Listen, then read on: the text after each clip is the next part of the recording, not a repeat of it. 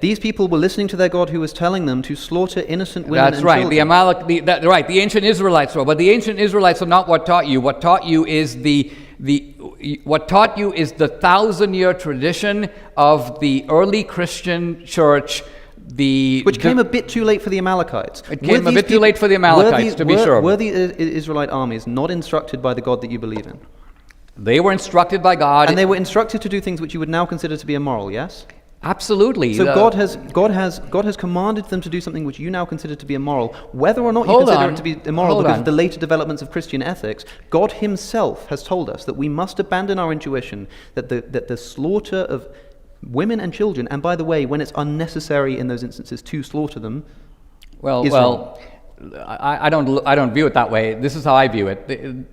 Let's put it this way. Even in the ancient world, divine revelation comes into a primitive, barbaric world which is full of a lot of really bad guys.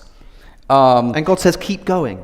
No, keep it up. You're doing such a good job. God does not say keep going. But what God does is and again, this is called, trying to get the point of what is happening. There's slavery in this world, in the ancient world, and it is true. The Bible doesn't come in and go, we denounce slavery, we denounce the killing of women and children. It doesn't do that. The opposite. It actually immerses itself into an existing, admittedly barbaric culture. And what's actually going on there with the Amalekites, the Canaanites, and so on, if you just read the Old Testament, it tells you. It has to do with the displacement of polytheism with monotheism. Oh, that's fine. Hold on. That justifies the murder of children and women. I didn't say it does. That's what you're implying. I'm saying Otherwise that the way it happens historically is God takes a side.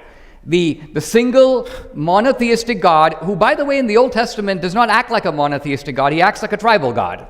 Right? He acts like the God of only the Israelites. And so Israel's enemies... Listen to what you just said. The God that you believe in is acting like a tribal war god.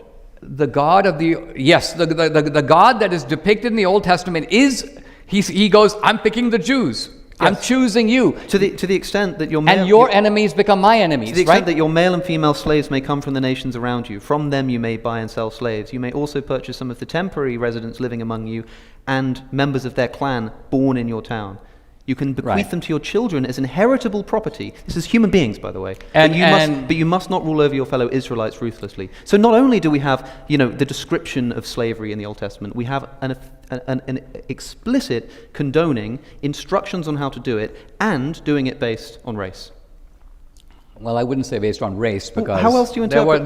First of all, racism is an invention of the modern world. Call it tribe if you like.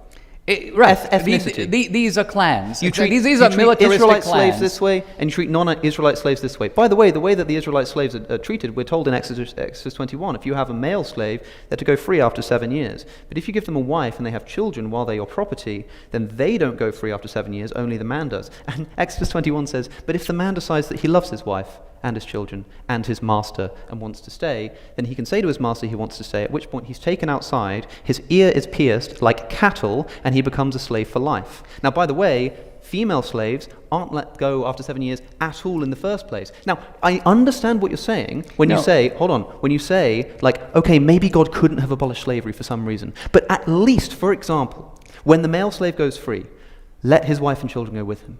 Yeah. Why not this simple moral improvement? There is no conceivable reason that this could not have been ordained by God, but it was not. You have a capital argument here to be had with the rabbis, and look, there is a massive rabbinical tradition that discusses every fine point, as you know. People that the Bible is true.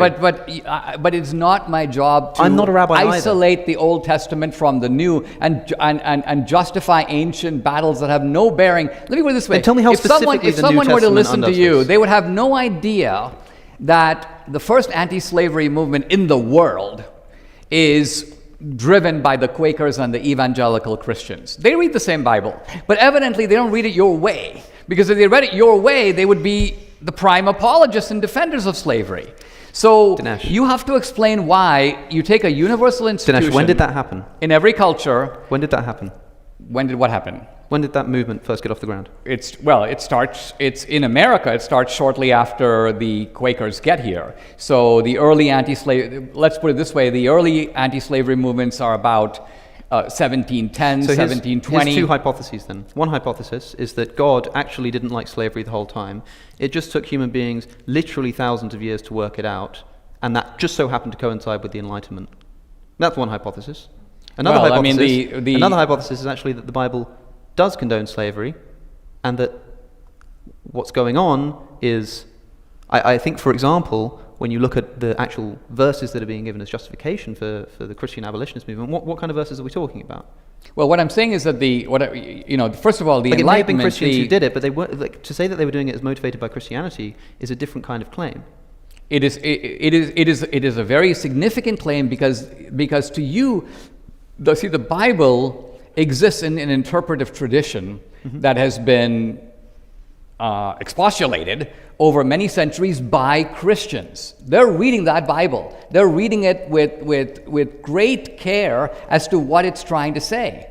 And the Enlightenment, far from being the origin of any of this, in fact, the racism that came out of the Enlightenment was of a species that never existed before. I mean, you think of the great philosophers like Hegel, Kant, their denunciations of blacks, for example, you'll find nothing like that in the Old Testament, leave alone the New. And if modern Enlightenment thinkers were beholden to think that these Enlightenment thinkers were ineffable, creators of an inviolable ethic, then we'd probably have had a harder time getting rid of it, don't you think? Well, nobody. Do you think the abolitionist movement was helped or hindered by the existence of the verses that I've just described?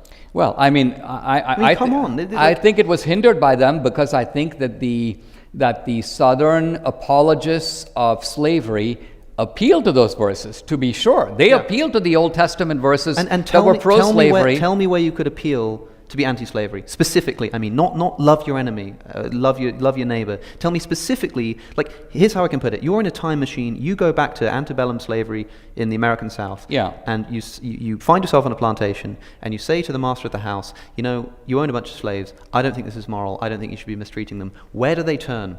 And plausibly so, to justify what they're doing. Well, the answer They pull out is their this. Bible, and you can say to them, well, hold on, have you read this verse? Tell me the verse. Tell me where I can point this person in order to dispel them of their So ideas I would about recommend to you a compendium of sermons that were delivered by Northern preachers in the decades leading up to the Civil War. Hold on. I want to know what the verses Right, are. so in the I'm Bible. going to give you their mode of preaching because the key to it is to understand how they use the Bible. It's not the way you do it. Even the Southern theologians weren't dumb enough to say they enslaved the Amalekites, therefore you can enslave this guy who's here from the Congo. No, the Southerners didn't use those arguments either. Your arguments are in a different species altogether. If you look at the arguments between the Northerners and Southerners over slavery, they were far more nuanced than that. Basically, you had to do something like this. The Northern theologians would say this: are we or are we not created equal in the eyes of God? Yes or no? Yes.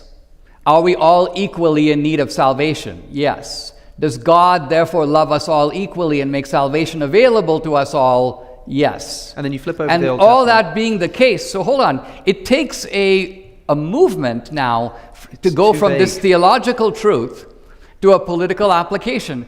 But I don't have to prove that this is plausible because it already happened. It's far too vague. It's It's far far too too vague for you. It's far no. from a skeptical compass. It's vague. This always happens. But I'm saying millions of people believed it. This always they happens. listened to these sermons. They acted on them. That's because people retrospectively impart their own values. Why onto do the you Bible. think? Why do you think people in the North who had no stake in the matter signed up to fight the Civil War? Why did they do it? I don't know. You have no idea, right? You have no clue. But I And don't think it's because they read the Bible. I'm saying that do you realize to what look at the sermons that are being given. Look at the language that's being used. People talk about the Exodus story, for example. The enslaved in Egypt, freed by God and brought into the Promised Land. And this is a story that is favored.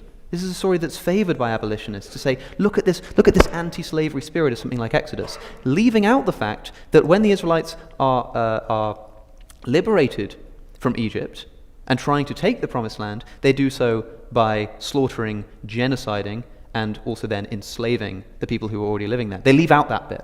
Because if they kept it in, then we'd realize that God did not have an anti-slavery essence. God had an anti-Israelite oppression sentiment. Well, and it's in the Old Testament specifically the Israelites whose oppression he's upset with, and not only fine with the oppression of others, but mandates the oppression of others through the Israelites. Okay, and all I'm saying is that there is a whole tradition that involves millions of slaves, millions of abolitionist preachers, Martin Luther King. None of them, not one of them, reads this story your way. They just don't mention it. They just don't mention it. Right, but isn't the significance of a text determined by the reading and use to which it is put? Let's say, for example, there's a story of murder, and everybody who reads that story becomes a wonderful citizen, loves their family, and you're the only guy who goes, oh no, really guys, you're all misreading the text. It's really about murder, guys. And Martin Luther King goes, no, slaves for hundreds of years have taken consolation in the Exodus. I mean, go down, Moses, way down to Egypt land and tell old Pharaoh, let my people go. Yep. To you, this is gobbledygook, because guess what the Israelites did next? And then Martin Luther King goes... What did they do next? Well,